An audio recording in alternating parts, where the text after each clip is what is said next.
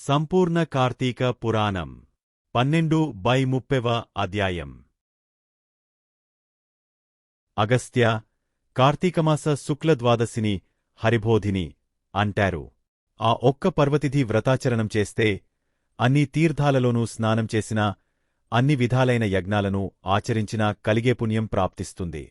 విష్ణువు పట్ల, ఏకాదశి పట్ల భక్తిని కలిగిస్తుంది. సూర్యచంద్ర గ్రహణ పర్వాల కంటే గొప్పది, ఏకాదశి కంటే 100 రెట్లు మహిమాన్వితమైనది అయిన ఈ ద్వాదశినాడు ఏ పుణ్యం చేసినా, పాపం చేసినా అది 1,000,000 రెట్లుగా పరిణమిస్తుంది. అంటే ఈ ద్వాదశినాడు ఒకరికి అన్నదానం చేసినా 1,000,000 మందికి అన్నదానం చేసిన పుణ్యము, ఒక్క మెతుకు దొంగిలించినా 1,000,000 మెతుకులు దొంగిలించిన పాపమూ కలుగుతాయి. ఓవేళ ఏ రోజుకైనా ద్వాదశి ఘడియలు తక్కువగా ఉన్న పక్షంలో ఆ స్వల్ప సమయమైనా సరే పారణకు ఉపయోగించాలేగాని ద్వాదశి దాటిన తరువాత పారణం పనికిరాదు. పుణ్యాన్ని కోరేవారెవరైనా సరే ఏ నియమాన్నైనా అతిక్రమించవచ్చును గాని ద్వాదశి పారణను మాత్రం విసర్జించకూడదు. ఏకాదశి తిథినాడు ఉపవాసం ఉండి మరునాడు ద్వాదశి తిథి దాటిపోకుండా పారణ చేయాలి. తద్వారా కలిగే శ్రేయస్సుని శేషసాయి చెప్పాలేగాని శేషుడు కూడా చెప్పలేడు. ఇందుకు అంబరీషుని కథే ఉదాహరణ. ద్వాదశీవ్రతాచరణ తత్పరుడు, పరమ భాగవతోత్తముడు అయిన అంబరీషుడనే మహారాజు ఒకానొక కార్తీకశుద్ధ ఏకాదశినాడు ఉపవసించి మరునాడు ద్వాదశి ఘడియలు స్వల్పంగా ఉన్న కారణంగా తిథి దాటకుండానే పారణ చేయాలనుకున్నాడు. అదే సమయానికి దుర్వాసమహర్షి వచ్చి ఆనాటి ఆతిథ్యములో తనకు కూడా భోజనమును పెట్టవలసినదిగా కోరాడు. అంబరీషుడు ఆయనను ద్వాదశీపారణకు ఆహ్వానించాడు. తక్షణమే దుర్వాసుడు స్నానాద్యనుష్ఠానార్థం నదికి వెళ్లాడు. అలా వెళ్లిన ఋషి ఎంతసేపటికి మళ్లీ రాకపోవడంతో అంబరీషుడు ఆతృతపడ్డాడు. ఆ రోజున ద్వాదశి ఘడియలు స్వల్పంగా ఉన్నాయి. కాలాతిక్రమణం కూడా కాకుండా పారణ చేసి తీరాల్సి ఉంది. అతిథి వచ్చేవరకు ఆగడం గృహస్థ ధర్మం. దానిని వదలలేడు. ద్వాదశి దాటకుండా పానచేయడం ఈ వ్రతస్థ ధర్మం. దీనిని వదులకోలేడు. అదిగాక శ్లోకం హరిభక్తి పరిత్యాగో ద్వాదశీత్యాగతో భవేత్. యతో నుపోషితో భూయ కృత్వాసమ్య గుపోషణం. పూర్వం ద్వాదశ సంఖ్యాకే పురుషో హరివాసరే. పాపముల్లంఘనేపాపాత్ నైవేద్యం మనిషినా. ద్వాదశీ వ్రతాన్ని ఉల్లంఘించినవాడు విష్ణుభక్తిని విసర్జించినవాడవుతారు.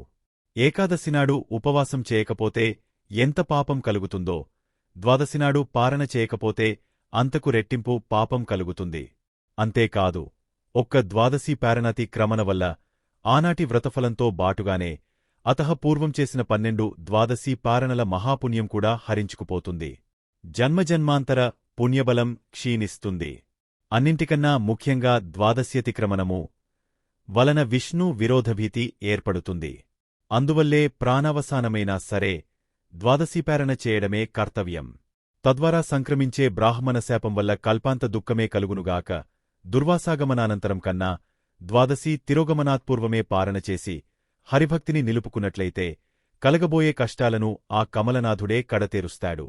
ఇలా తన మనస్సులో ఒక నిర్ణయానికి వచ్చి కూడా ధర్మవర్తనుడైన ఆ అంబరీషుడు ద్వాదశీ పారణార్థం తనను పరివేష్టించి ఉన్న వేదనిధులకు తన ధర్మసందేహాన్ని తెలియజేశాడు.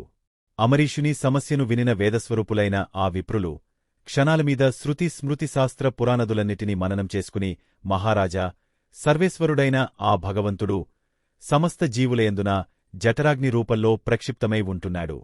ఆ జఠరాగ్ని ప్రాణవాయువుచేత ప్రజల్వింపచేయబడటం వలననే జీవులకు ఆకలి కలుగుతోంది. దానినే తాపమే క్షుత్పిపాస బాధగా చెప్పబడుతూ ఉంది. కాబట్టి యుక్తాహారం చేత ఆ అగ్నిని పూజించి శాంతింపచేయడమే జీవలక్షణం. జీవులచే స్వీకరించబడే భక్ష్య, భోజ్య, చోష్య, లేహ్యరూప అన్నాదులను వారిలోని అగ్నిమాత్రమే భుజిస్తున్నాడు. జీవులందరిలోనూ ఉన్న జగరాగ్ని జగన్నాథ స్వరూపం కనుకనే. శ్లోకం అథ స్వపాకం శూద్రం వాస్వన్య సద్మాగతం శుభం. అతిక్రమ్య న భుంజీత గృహమే ధియతిథి. నిజం. స్నానం చెయ్యకుండా భోజనమును చేసేవాడు మలభోజీ అవుతాడు. పరునికి పెట్టకుండా తానొక్కడే తినేవాడు పాపభోక్త అవుతాడు. తానాహ్వానించిన అతిథికి పెట్టకుండా ముందుగా తనే భోజనమును చేసేవాడు ఆ శుద్ధల్లో పురుగువలే మలాసియే అవుతాడు. పక్వమైనదిగాని ఫలంగాని పత్రంగాని నీళ్లుగాని భోజనార్థంగా భావించి సేవించిన దేదైనా సరే అన్నంతో సమానమే అవుతుంది. అందువలన నీచేత అంగీకృతుడైన అతిథిని నేను రాకుండానే నాకంటే ముందుగా అన్న ప్రతినిధిగా జలపారణమును చేశావు. బ్రాహ్మణ రిస్కరమైన నువ్వు బ్రాహ్మణ ప్రియుడైన విష్ణువునకు భక్తుడివెలా అవుతావు? యదా పురోధసంస్వస్య మదమోహన్మహీనతే నీ పురోహితుడు చెప్పినట్లు కాకుండా మరో విధంగా ఆచరించే మదమోహితుడిలా ప్రవర్తించావు నువ్వు అన్నాడు దుర్వాసుడు. ఆ అగ్రహానికి భయకంపితుడైన అంబారీషుడు దోసలి నోగెనవాడై మునీంద్ర, నేను పాపినే, పరమ నీచుడనే అయినా నిన్ను శరణు కోతురున్నాను. నేను క్షత్రియుడను గనుక ఏ అభిజాత్యాహంకారము వల్లనో తప్పునో చేశాను. కాని నువ్వు బ్రాహ్మణుడైన కారణముగా శాంతాన్ని వహించు. నన్ను రక్షించు. నీవంటి గొప్ప ఋషులు తప్ప మమ్మల్ని ఉద్ధరించేవాళ్లెవరుటారు అంటూ అతని పాదాల మీదపడి ప్రార్థించాడు. అయినా సరే ఆ దుర్వాసుని కోపం తగ్గలేదు. మణిమకుటాన్ని ధరించే ఆ అయోధ్యాపతి శిరస్సును తన ఎడమకాలితో తన్నివేశాడు. రవంత ఎడంగా వెళ్లి ఎవరికైనా కోపం వచ్చినప్పుడు ప్రార్థిస్తే వాళ్లు శాంతులవుతారు. కాని నేనలాంటివాడిని కాను. నాకు కోపం వస్తే శాపం పెట్టకుండా ఉండను. చేపగాను, తాబేలుగాను, పందిగాను, మరుగుజ్జువానిగాను, వికృతమైన ముఖం కలవానిగాను, క్రూరుడైన బ్రాహ్మణునిగాను, జ్ఞానశూన్యుడైన క్షత్రియునిగాను, అధికారంలేని క్షత్రియునిగాను, దురాచార భూయిష్టమైన పాషండ మార్గవేదిగాను, నిర్దయాపూర్వక బ్రాహ్మణ హింసకుడైన బ్రాహ్మణునిగాను 10 జన్మల గర్భనరకాల ననుభవించు అని శపించాను. అప్పటికే బ్రాహ్మణ శాపభయంతో అవాక్కయి ఉన్నాడు అబరీషుడు. అయినా అతని అంతరర్యంలో సుస్థితుడై ఉన్న శ్రీమహావిష్ణువు కల్పాంతరకాల లోకకళ్యాణార్థము బ్రాహ్మణ వాక్యాన్ని తిరస్కరించకూడదనే తన వ్రతం వల్ల ఆ 10 జన్మల శాపాన్ని తానే భరించదలచి గృహ్ణమి అని ఊతుకున్నాడు. ఇన్ని శాపాలిస్తే గృహ్ణమి అంటాడేమిటి రాజు? వీనికింకా పెద్దశాము ఇవ్వాలి అని మరోసారి నోరు తెరవబోయాడు. దుర్వాసుడు కాని సర్వజ్ఞుడైన శ్రీహరి. దుర్వాసుడి నోట ఇంకో శాపం వెలువడకుండానే భక్తుడైన అంబరీషుని రక్షానార్థగా తన ఆయుధమైన సుదర్శనాన్ని వినియోగించడంతో అక్కడి పూజాస్థానంలో ఉన్న యంత్రాన్ని ఆవహించి జగదేక శరణ్యము, జగదేక భీకరము అయిన సుదర్శన చక్రము రివ్వున దుర్వాసుని వంకగా కదిలింది.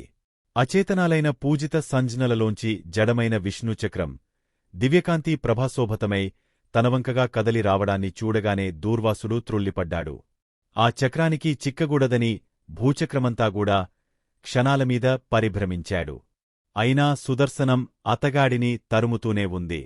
భీతావహుడైన ఆ దూర్వాసుడు వశిష్ఠాది బ్రాహ్మర్షులని, ఇంద్రాది అష్టదిక్పాలకులని, చిట్టచివరికి శివబ్రహ్మలని గూడా శరణు కోరాడు. కాని అతని వెనకనే విహ్వల మహాగ్ని జ్వాలాయుతంగా వస్తున్న విష్ణుచక్రాన్ని చూసి ఎవరికి వారే తప్పుకున్నారే తప్పవిడిచి తెగించి ఏవరూ అభయాన్నియలేదు. ఈ విధంగా ప్రాణభీతుడైన దుర్వాసుడు సంభవిత లోకాలన్నీ సంచరించి చిట్టచివరగా చక్రపాణియైన విష్ణువులోకాన్ని చేరాడు. హే బ్రహ్మణప్రియ, మాధవ, మధుసూదన, కోటి సూర్యులతో సమానమైన కాంతిని వేడిని కలిగిన నీ సుదర్శన చక్రం నన్ను చంపడానికే వస్తూ ఉంది. బ్రాహ్మణపాదముద్రా సుశోభిత మనోరస్కుడవైన నువ్వేనన్ని ఆపదనుంచి కాపాడాలి అని ఘోషిస్తూ సర్వేశ్వరుడైన ఆ శ్రీహరినే శరణు కోరాడు. విలాసంగా నవ్వాడు విష్ణువు. దూర్వాసా ప్రపంచానికి నేను దైవాన్నైనా నాకు మాత్రం బ్రాహ్మణులే దైవాలు. కాని నువ్వు సద్బ్రాహ్మణుడవు, రుద్రాంశ సంభూతుడవు అయి ఉండిగుడా అంబరీషుణ్ణి అకారణముగా శపించావు. పారణకు వస్తానని చెప్పి స్నానార్థమై వెళ్లిన నువ్వు సకాలానికి చేరుకోలేదు. ఆలస్యంగా రాదలుచుకున్న వాడివి నీకోసం ఎదురుచూడకుండా ద్వాదశీఘడీలు గతించిపోకుండా పారణ చేయడానికి అనుమతినైనా ఇయ్యలేదు. ద్వాదశి దాటిపోవడానికి కొన్ని క్షణాలు మాత్రమే వ్యవధి ఉన్న సమయంలో వ్రతభంగానికి భయపడి మంచినీళ్లను తీసుకున్నాడేగాని ఆకలితోనో నిన్నవమానించాలనో కాదు. అనాహారేపి యచ్చస్తం శుద్ధ్యర్థం వర్ణినాం సదా. నిషిద్ధాహారులకు కూడా జలపానము దోషము కాదని శాస్త్రాలు చెబుతూండగా అదేమంత తప్పని నువ్వు శపించాల్సి వచ్చింది. ఆత్రేయ, నువ్వెంత కటువుగా మాట్లాడినా కూడా అతగాడు నిన్ను వినయపూర్వకంగా శాంతించుమని వేడుకున్నాడేగాని కోపగించుకోలేదుగదా. అయినా సరే ముముక్షువైన అతగాడిని నువ్వు 10 దుర్భర జన్మలను పొందాలని శపించావు. నా భక్తులను రక్షించుకోవడం కోసం నీ శాపాన్ని నిమిషంలో త్రిప్పివేయగలను. కాని బ్రాహ్మణవాక్యము వట్టిపోయిందనే లోకాపవాదము. నీకు కలగకుండా ఉండడం కోసం ఆ భక్తుని హృదయంలో చేరి నీ శాపాన్ని సవినయంగా స్వీకరించినవాడిని, నీ శాపాన్ని అంగీకరిస్తూ గృహ్ణామి అన్నవాడిని నేనేగాని ఆ అంబరీషుడు మాత్రం కాదు. అతనికి నీవిచ్చిన శాపం సంగతే తెలియదు. ఋషిప్రభూ, నీ శాపం ప్రకారంగానే ఈ కల్పాంతాన దుష్టుడైన శంఖాసురుణ్ణి సంహరించేందుకు, శిష్యుడైన మనువునుద్ధరించేందుకు మహామత్స్యంగా అవతరిస్తాను. దేవదానవులు క్షీరసాగరాన్ని మధించేవేళ మందరగిరిని మూపున ధరించడానికి కుదురుగా ఉండేందుకుగాను కూర్మావతారుడా తాబేలు నవుతాను. భూమిని ఉద్ధరించేందుకు హరిణ్యాక్షుణ్ణి చంపేందుకు వరాహాన్నవుతాను. హిరణ్యకశిపుణ్ణి సంహరించడం కోసం వికృతాననం గల నరసింహ రూపావతార దారుడినవుతాను. సర్వదేవతా సంరక్షణ కోసం ధర్మబలుడైనా కూడా దానవుడు గనుక బలి అనే వాడిని శిక్షించేందుకు వామనుడనవుతాను. త్రేతాయుగమున జమదగ్నికి కుమారుడిగా పుట్టిసాయుధ బ్రాహ్మణుడనై దుర్మదులైన రాజులను దుల్లగొడతాను. రావణ సంహారార్థమే ఆత్మజ్ఞానశూన్యుడైన అంటే నేనే భగవంతుడనే దానిని మర్చిపోయిన మాయమానుష విగ్రహుడైన దశరథ రామునిగా అవతరిస్తాను. ద్వాపరలో జ్ఞానిని బలవంతుడను అయి ఉండి కూడా రాజ్యాధికారం లేకుండా రాజు బలరాముడు కు తమ్మునిగా కృష్ణునిగా జన్మిస్తాను. కలియుగారంభాన పాపమోహము కొరకు పాషండమత ప్రచారకుడనై బుద్ధుడనే పేరున పుడతాను. ఆ యాగంతన శత్రుహాతకుడైన బ్రాహ్మణునిగా ప్రభావిస్తాను. దుర్వాస, నా ఈ దశావతారాలను, ఆయా అవతారాలలోని లీలలను ఎవరు వినినా చదివినా తెలుసుకున్నవారి పాపాలు పటాపంచలవుతాయి. శ్లోకం ధర్మానానా విధా వేదే విస్తృతా వరజన్మనాం దేశకాల వయోవస్థా వర్ణాశ్రమ విభాగసః. దేశ కాల వయో అవస్థలను బట్టి వర్ణాశ్రమాలను ననుసరించి ధర్మము అనేక విధాలుగా వేదముచే ప్రవచింపబడి ఉంది. అటువంటి వివిధ ధర్మాలలోనూ కూడా ఏకాదశి నాడుపవాసం, ద్వాదశి దాటకుండా పారణం అనేవి విశ్వజనీనంగా భాసిస్తున్నాయి. అటువంటి వైదిక ధర్మాచరణమును చేసినందుకుగాను నువ్వా అంబరీషుణ్ణి శపించింది చాలక తిరిగే మరో ఘోరశాపమును ఇవ్వబోయావు. బ్రాహ్మణుడవైన నీ వాక్యాన్ని సత్యము చేయడము, భక్తుడైన ఆ రాజును కాపాడుకోవడము రెండూ నా బాధ్యతలే గనక పునఃశపించబోయే నిన్ను నివారించడానికే నా చక్రాన్ని నియమించాను. 12 వరోజ్ నిషిద్ధములు ఉప్పు, పులుపు, కారం, ఉసిరి, దానములు, పరిమళద్రవ్యాలు, స్వయంపాకం, రాగి, దక్షిణ, పూజించాల్సిన దైవము భూదేవి సహిత శ్రీమహావిష్ణు లేక కార్తీక దామోదరుడు. జపించాల్సిన మంత్రము ఓం భూర్భువర్విష్ణవే వరాహాయ కార్తీక దామోదరాయ స్వాహ. ఫలితము బంధవిముక్తి, జ్ఞానం, ధనధాన్యాలు. 12వ నాటి పారాయణము సమాప్తము. మా వీడియో మీకు నచ్చినట్టు అయితే లైక్ చేయండి, షేర్ చేయండి. ముఖ్యంగా సబ్స్క్రైబ్ చేసుకోవడం మరచిపోకండి. మీ సలహాలు సూచనలు ఏమైనా ఉంటే కామెంట్ చేయండి. సోషల్ మీడియాలో ఫాలో అవ్వండి.